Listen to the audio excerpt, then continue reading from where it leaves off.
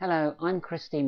I'm the author of Tom, a novel of a pianist sent to war based on the life of my grandfather.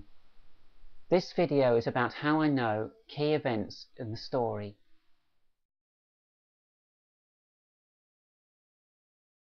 The post office has been going since the 17th century when Charles I introduced a mail system.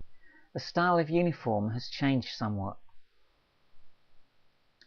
The 1911 census form shows that my grandfather, Tom, was a postman. One trip down to the Kilburn sorting office, and there happened to be a postman who knew his history. He told me that the original sorting office was on the corner of Kilburn High Street and Belsize Road, and it was an L-shaped building. Also in the Kilburn sorting office is a plaque to the postman who fought in the Great War, and indeed there is a lane there. Now Tom also played in a band called the Postal Minstrels. We see he was the music director, and he lived at 118 Malvern Road. If that wasn't enough, he also joined the Post Office Rifles, an early form of territorial army.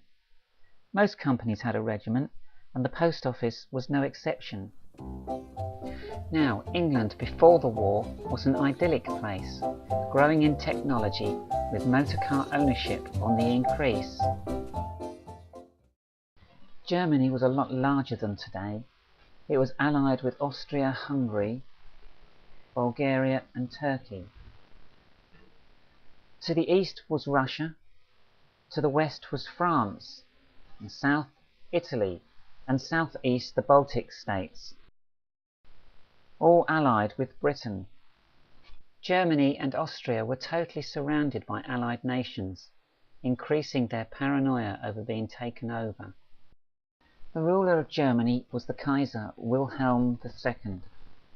He was building up his armies and navy, so people in Britain were aware that something was going to happen. The spark was the murder of Franz Ferdinand by a Serb terrorist.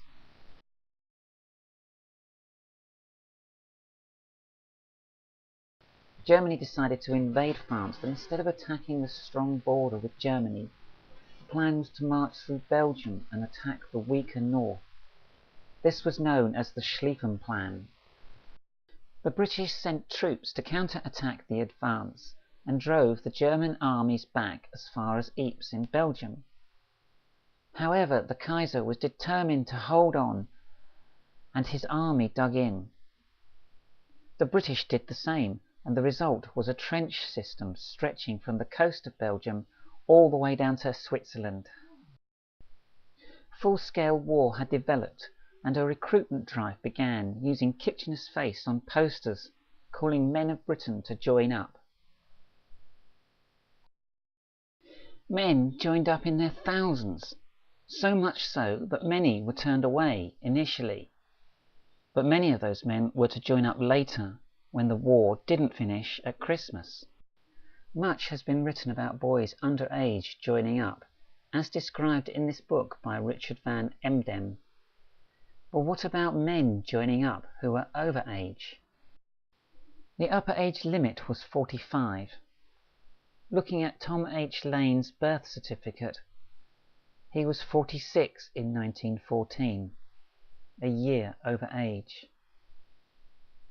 He is shown on Ada's marriage certificate as being in the 9th Middlesex Regiment. He is shown here with Tom Jr., both in their uniforms. Tom didn't join up until later in the war, but he did go to Fauvan as part of his training.